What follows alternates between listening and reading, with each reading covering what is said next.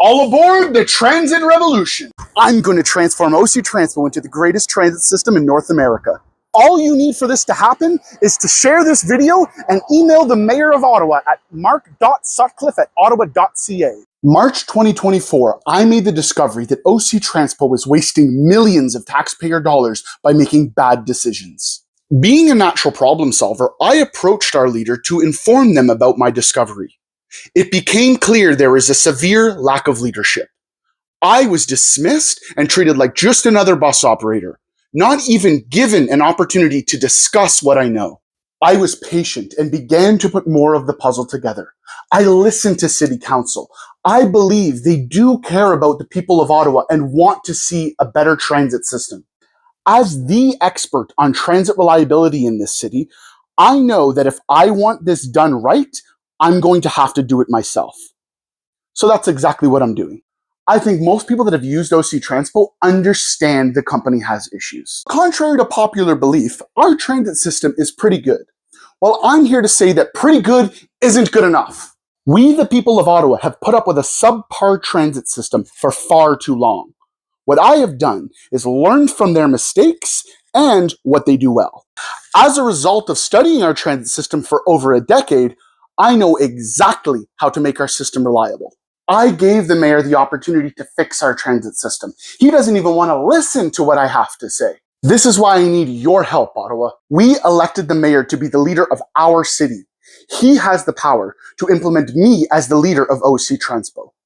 If the people of Ottawa want a reliable transit system, then emailing the mayor and demanding a change of leadership at OC Transpo is the only way to achieve this. I know this because our current leader does not understand our system or possess the leadership qualities required to implement institutional change that is essential for creating reliable transit. Now, before I give you a few examples of the incompetent decisions that are made here at OC Transpo, I'm going to take a second to speak to the people who oppose public transit. Taxpayers in Ottawa pay a significant amount of property tax. Look at how much of your taxes goes towards transit. So for all of those who don't use OC Transpo, I see you. Having an unreliable system that costs a lot of money isn't something that's ideal. But it wouldn't hurt so bad paying all that tax if you had a transit system you could be proud of. Having a great transit system will increase the value of your property. However, as a driver in this city, you'll really appreciate a reliable transit system. If people can rely on the bus, then more people can use the bus as their primary mode of transportation. Great public transit reduces traffic. So for those that don't use public transit, your benefit of having me lead this company is less traffic and an efficient use of your valuable tax dollars. At the April 11th Transit Commission meeting, the Director of Customer Systems and Planning submitted a report about the scheduling process at OC Transpo. In the report, he mentions the complexity and scale of our system. I spoke with this individual. He thinks that because I'm just a bus operator, he doesn't need my help. Well, he's right about one thing. Our system is incredibly complex.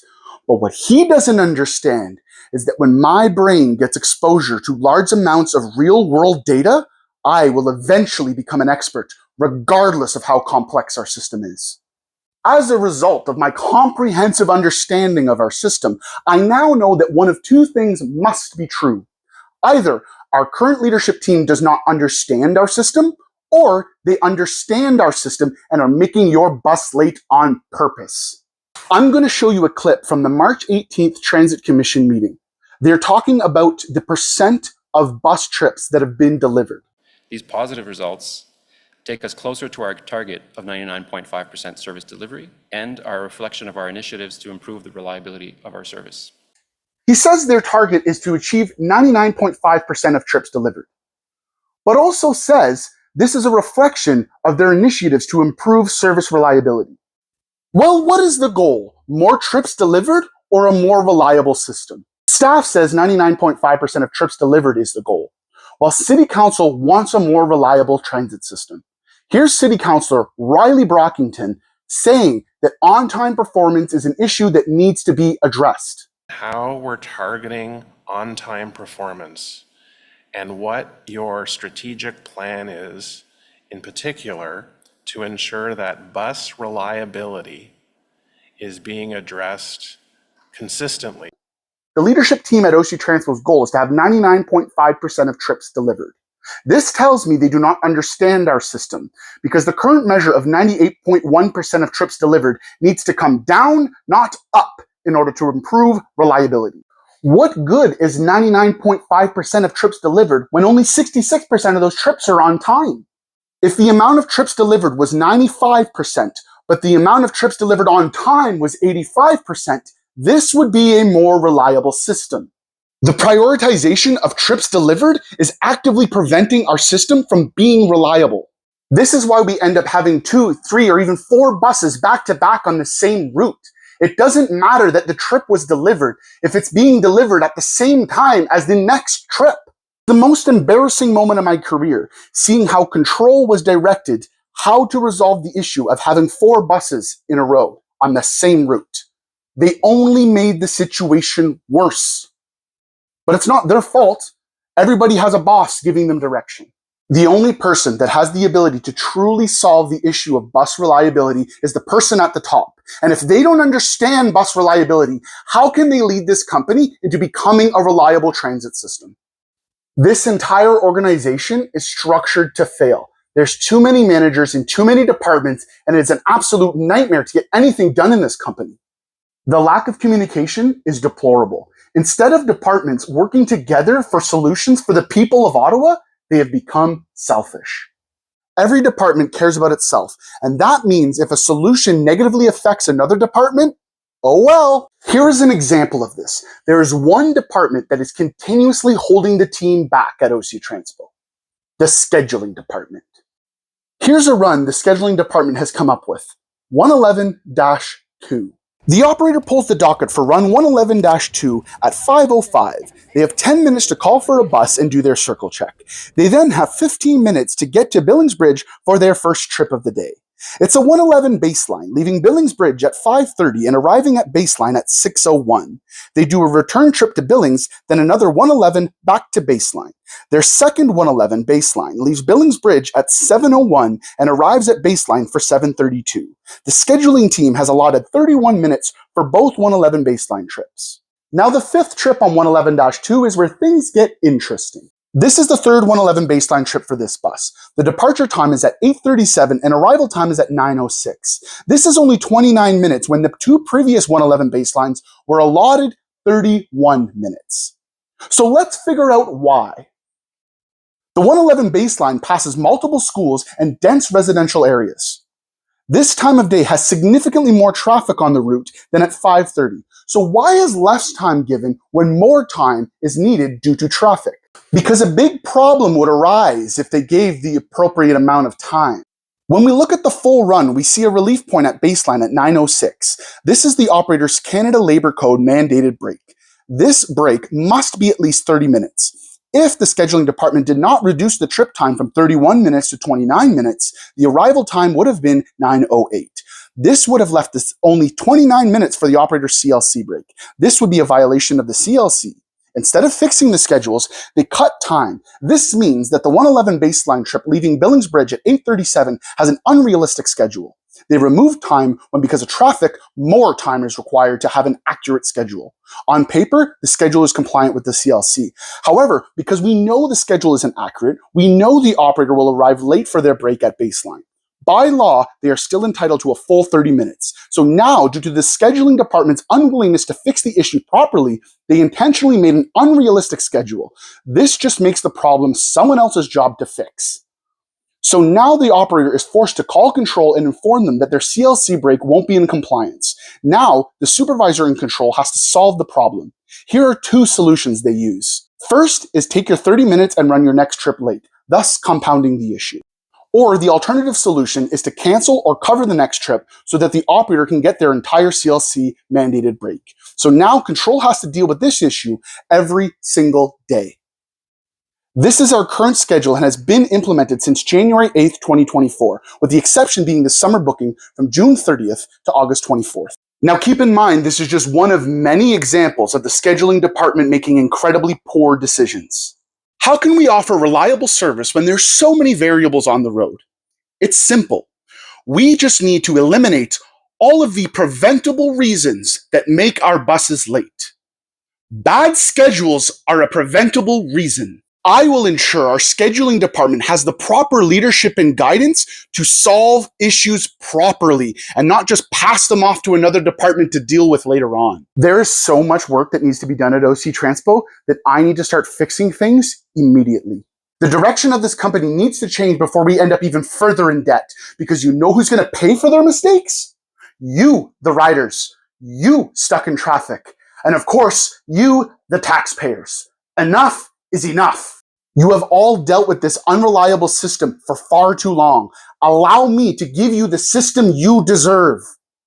I will make you proud to be Canadian. I will show all levels of government that when you prioritize people and do what is right, we all win. The mayor has the power to implement change. The change that is required to fix OC Transpo is a strong leader with a comprehensive understanding of what we do on a fundamental level.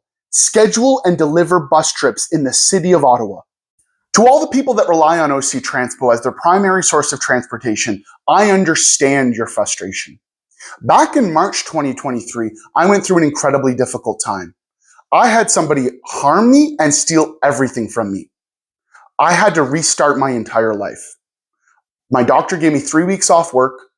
My friends helped me with a place to live. And OC Transpo, because I work there, I get free public transit.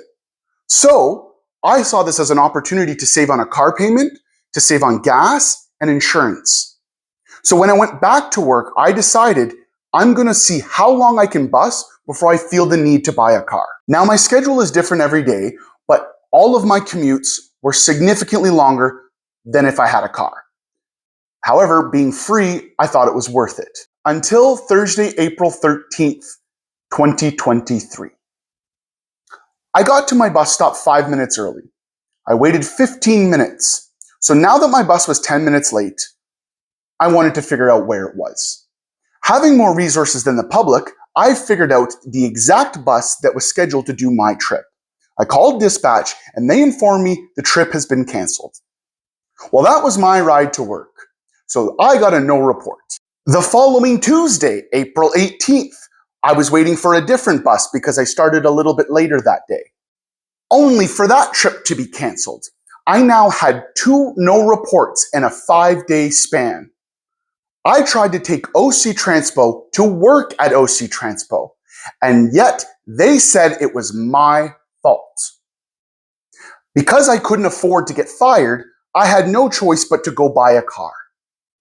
Now, I understand some of you do not have that option. And trust me, I've been in your shoes. OC Transpo was my primary source of transportation for nearly 5 years. I understand what it feels like to wait 45 minutes in the cold for a bus that never shows up. I've dedicated my time and energy into finding out why buses run late. I became an expert in on-time performance. So I'm going to leverage my expertise to advise every single department how their decisions directly impact the on-time performance of our buses. When you can reliably count on OC Transpo to be there for you when we say we will, that is when we will have a reliable transit system. Anything less than our best is simply unacceptable. OC Transpo needs a culture change, and that's exactly what I'm going to do. I'm going to energize our staff and give every single person an opportunity to share their opinion. Because if the leaders at OC Transpo would have just given me the opportunity, I would have shown them exactly how they're wasting millions of dollars. Real leaders never pass up on an opportunity to learn. This position requires somebody who's willing to put in the work. I will not stop working at issues at OC Transpo until we have the best system possible. My brain thinks about solutions to this place 24/7. I've even woken up from the middle of a sleep at 3 a.m. because my brain figured out a solution to a problem at OC. I understand how crazy it is to have someone go from the bottom of the company to the top. What I think is even crazier is having an expensive, dysfunctional system and not doing anything significant to improve it. I am the solution OC Transpo desperately needs. I have everything figured out. I just need you to email the mayor at mark.sutcliffe at ottawa.ca and tell him you're ready for a change of leadership and you're ready for a reliable transit system. What you get in return is a leader whose only motivation is to be the absolute best at what we do. Great leaders take accountability for their mistakes. Our general manager made a mistake in regards to changing our bus signs. What should have been 2 trips to almost every bus stop in the city has now turned into 3 because of her leadership. Here's the first trip. They put a new sign and wrapped it with this garbage bag looking plastic and slapped a sticker on it. Absolute garbage. The second trip is installing this beautiful piece of reusable material. However, we're going to have to do a third trip to come collect it. Here's a clip from last month's Transit Commission meeting on October 10th. Our general manager is responding to a question from Councillor Wilson Lowe about her decision to rush the sign changes. At that time that probably at the end of August, we could be ready to open the lines. And the last thing that I wanted to deal with is we can, but because we haven't implemented new whistle bus everywhere, we will not go. That would be ridiculous. So we took the decision. This is my department and under my leadership. I take this responsibility fully and I respect it. And it was the right one to get ready. So when we would take the decision, we would be ready to do. Optically, and then even just from the resource, in my mind, the resource use standpoint, it's I unfortunately don't agree with your decision, but it's not an easy job. It's not a quick job. And we wanted to make sure that we do it properly.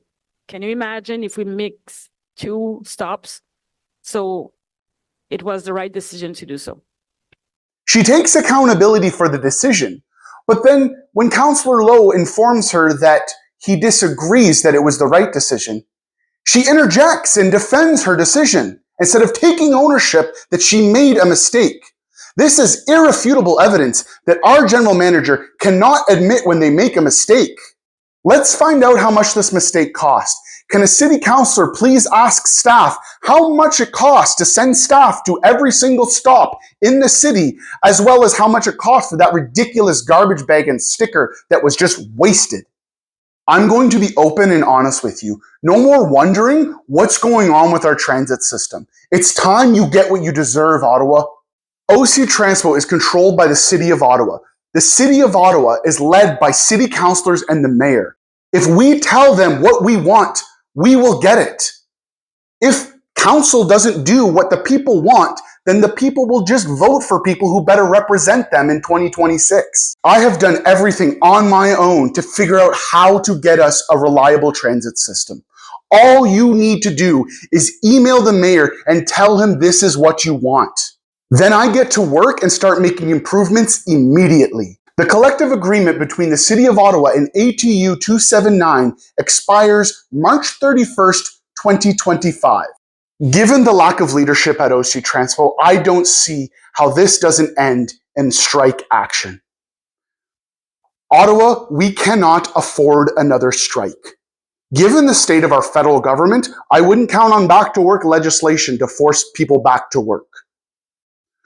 The only way to do this is to change the leadership at OC Transpo now. You need someone leading OC Transpo that not only understands the life of an operator, but also the life of a transit user. We will change the world by restoring power to the people. We have the power. Together, they can't stop us. Please share this video with everyone you know. I look forward to improving your transit experience in Ottawa. I will make myself available at the Transit Commission meeting on Monday, November 25th to answer any questions council has. Merci, Ottawa. Just as a disclaimer, I spoke with the general manager at OC Transpo. She introduced me to the scheduling department's manager. We had a nice conversation. He didn't want to speak with me anymore. No problem. I went to my manager and I told her I need to go to the mayor. She stopped me and got me a meeting with her manager. Perfect. That's what I wanted. He told me that he would get me a meeting with the scheduling department manager. Nope, never happened. So I was left with no choice. I had enough because I listen to city council. I listen to the public. I know how to fix this system. So I went to the mayor. I emailed him. So tell me, Mr. Moffat, am I worth a meeting now? I met with a city councillor and gave him a package. He delivered the package to the mayor. I've exhausted all of my options. This is the only way I have left.